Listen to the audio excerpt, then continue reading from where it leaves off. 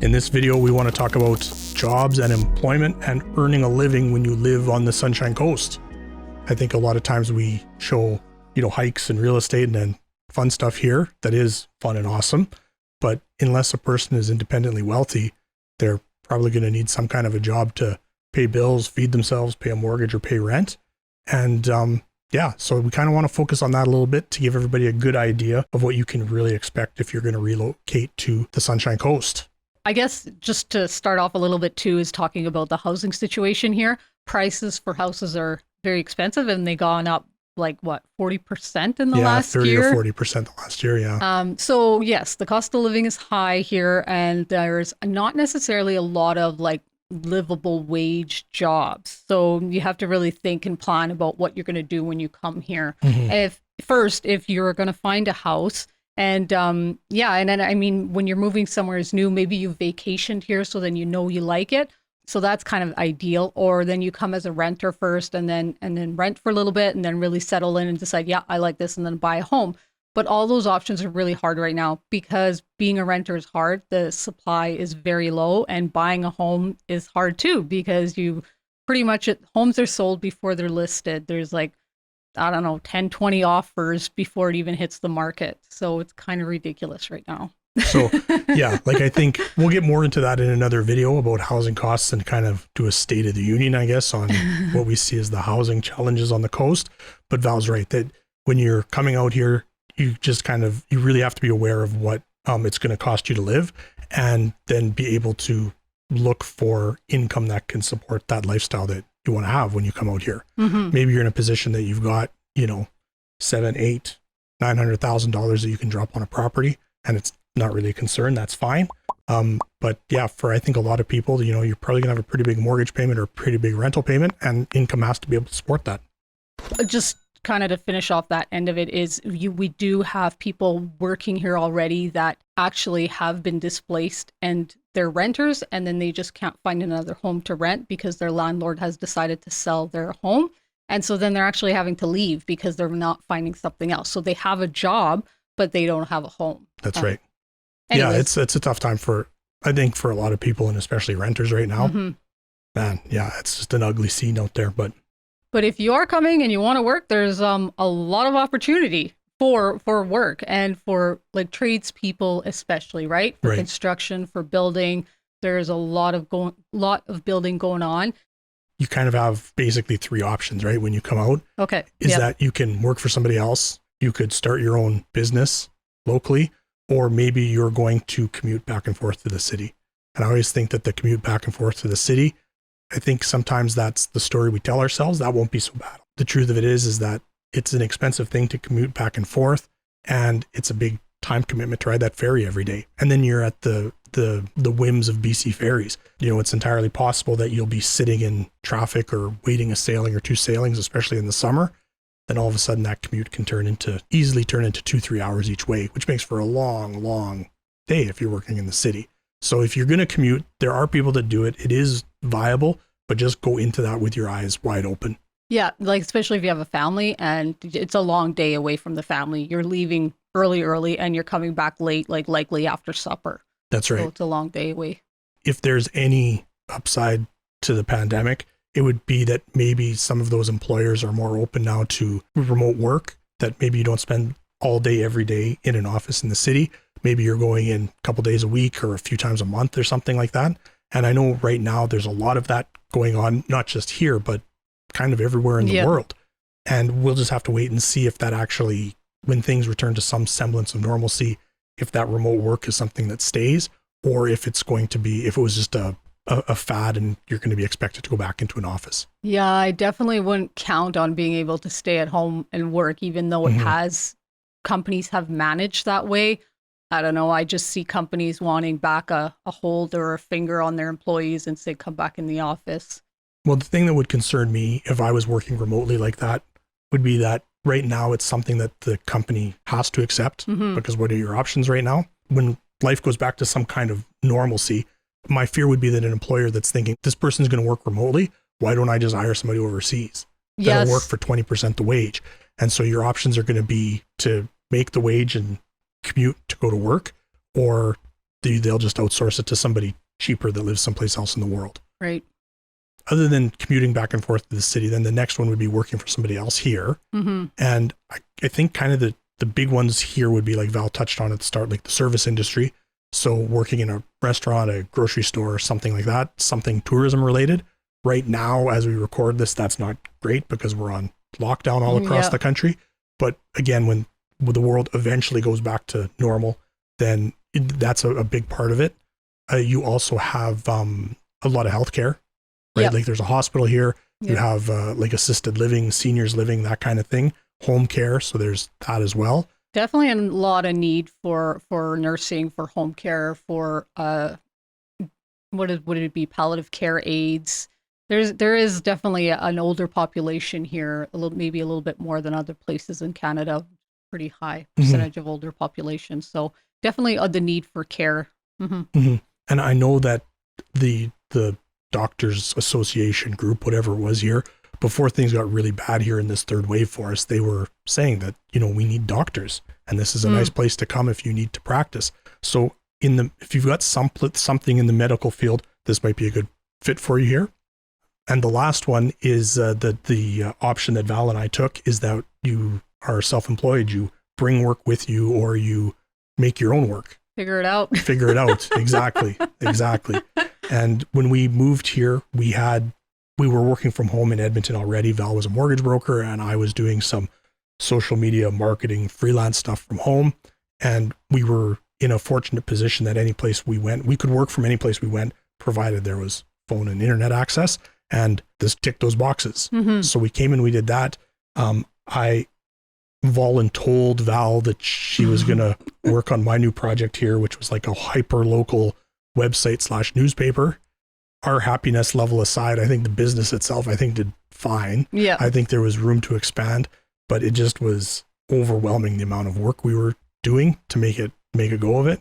And then that kind of transitioned into real estate stuff. Yeah, I was doing kind of hiking videos on the side just for fun. And then we came across paths with a realtor, and we saw that he had done a video for one of his listings. And because I had been doing videos, I told Paul, I'm like, hey, let's have a look at this. I'm like, maybe we could try to do a video like this and a little bit better version for that realtor. Like, no knock against them or whatever. But then it was just kind of like open the door. And so, yeah, we practiced. We did a video of our own home, and we sent it to the realtor, and he's like, yep. He was just too busy to do that part of his marketing. So then pretty much right away, he got us to do videos and photos for his listings. And here, next thing you know, this is our job. Yeah. So it's about, 5 years we've been doing that. And it's gone really well. I mostly do video. Val takes photos. But yeah, it served us pretty well. If you're going to come here and you're going to bring your own work with you, or you're going to make your own work, you have to be amenable to changing gears, pivoting, looking for maybe related things you can try that is not exactly what you had in mind, but it's kind of related. Yeah, definitely open to learning new skills. I mean, I was freaked out with taking photos at first, and yeah, I put them out and I thought I did a good job, but I don't think they were good till like a year and a half into it, really. Or whatever. Like, yeah, they were fine, but yeah, definitely improved my skill in that department in the 3-4 years for sure. And so yeah, definitely be willing to learn new skills, grow skills. And if it's something you're interested in, or you might not even know that you're interested in it, then you might do very well, and you might be really happy and not believe where you're at. But in saying all that, you pretty much need cushion money if you're going to do something like this. Because you might be like trying this and then trying that, and when you're starting off, you're not making money. Because like if you're not a professional photographer yet, you're billing like that smaller amount because you're not billing the big bucks yet. And so whatever you're doing, you're starting at that wage of the work you're producing. When we go and we shoot a tour, we shoot it, we get paid for it. Yeah. Right. There's no wait for it. But maybe depending on the business you come to, maybe it's 30 days, 60 days, 90 days before you get paid. So even if there is immediate income there, then you still have to wait to get paid. So you've got to be able to carry yourself over, pay bills, eat, pay a mortgage, pay rent, that kind of thing. And I guess even grow your clientele, because even if it is something that is in high demand here, there will be a little bit of months and possibly years of growing that clientele. I know something that we learned last year is that the business exploded overnight. We'd been steady for a few years and then it just went crazy last year. And we really tried to appease everybody all the time. So if somebody had a listing or whatever, we took it, but we just fell so far behind. So if you do come, then that's kind of the flip side of it, is that if you start a business that there's a demand for, you'll need to be prepared either to start hiring people and scale up, or know what you're capable of before you get started and say, I'm only going to take on 2 jobs or 10 clients or however that works out, so you don't burn yourself out. That's the point we found ourselves in last year, is that we loved being here, but all summer was really nice. And we just were like basically locked inside editing photos and editing videos. And it was a long summer. Mm-hmm. You know, we were not super excited with our work-life balance after that. Mm-hmm. So now if we jump back to where we started, what are some of the things that you think there's a need for here if a person was going to start a business? The one that I always go back to is like landscaper, but yard maintenance, like cutting grass, cutting shrubs.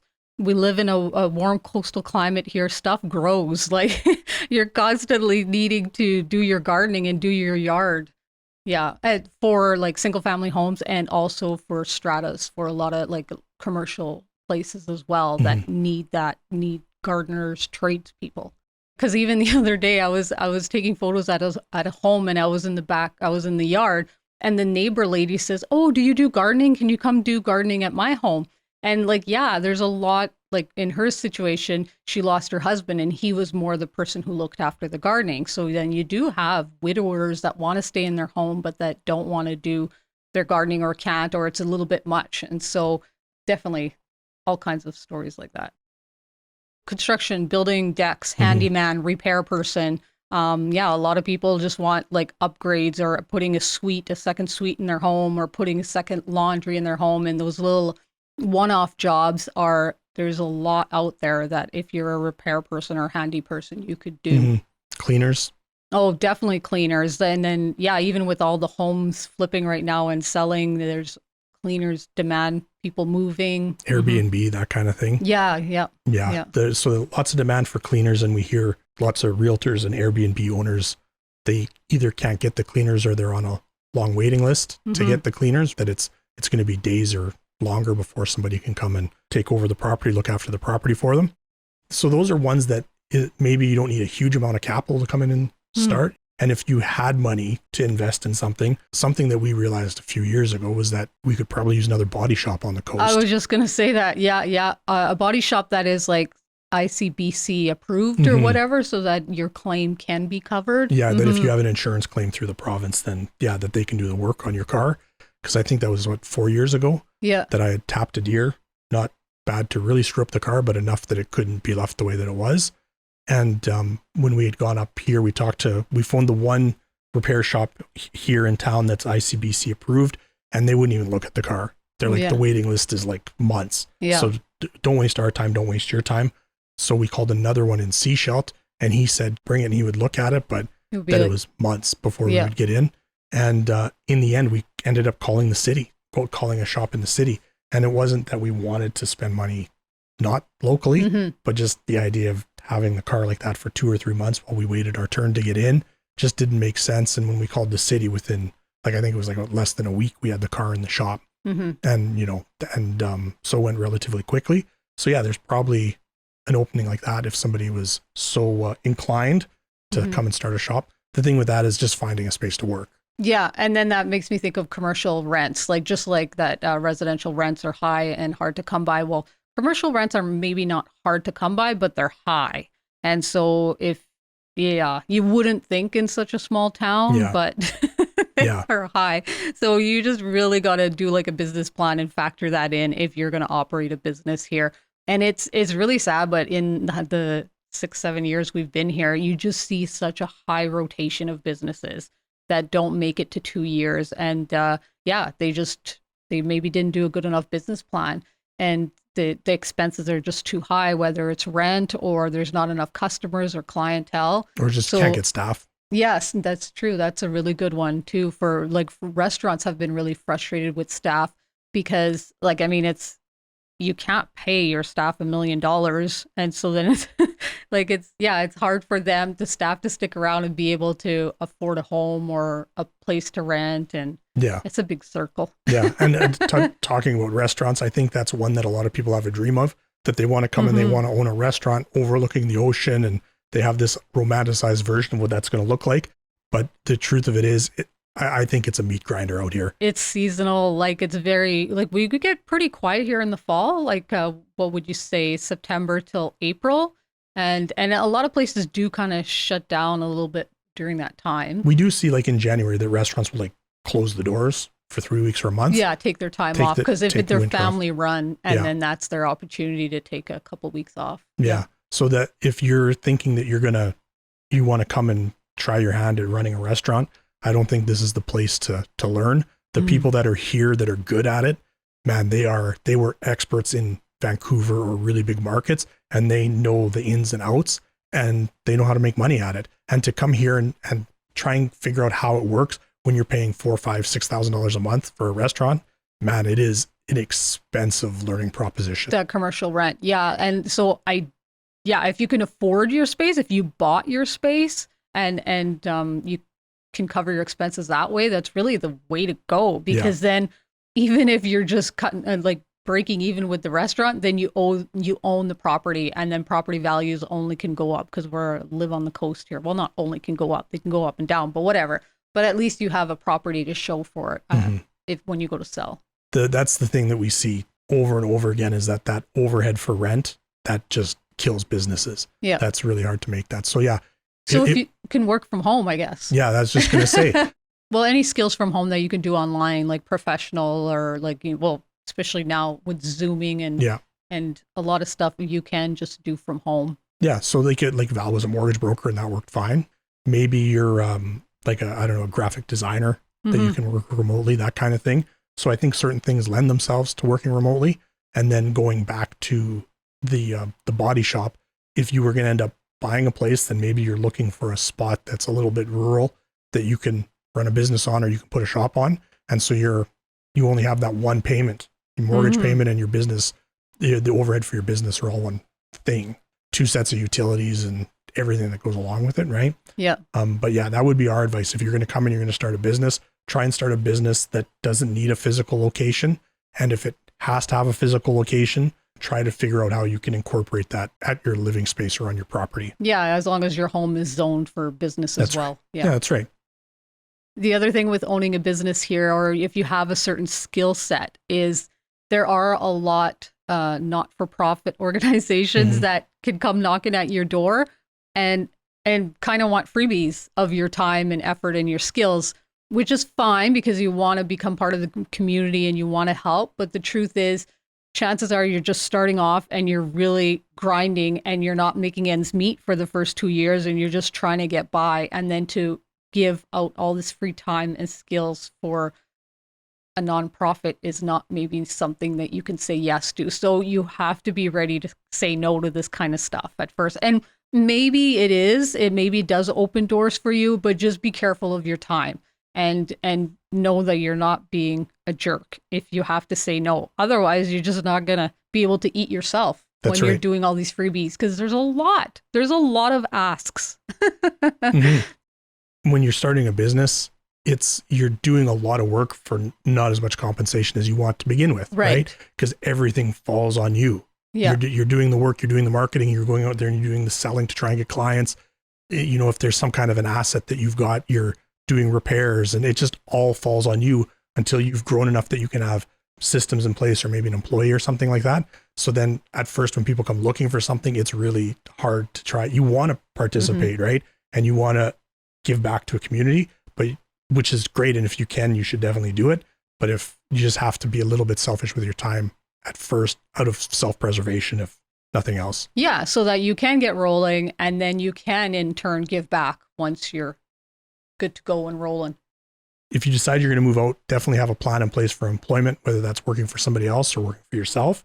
And as of spring 2021, it's trades if you're going to work for somebody else. Yeah. But more important, figure out the housing before you come, because you might have to kind of put moving out here on hold because moving is expensive. And so then you have to factor that in as well. There you go. I rambled off there at the end. Yeah, me too. That one's all over the place. But anyway, thanks for watching, and leave a note in the comments if there's a question about something that we didn't address. Thanks so much. Bye-bye. Bye-bye.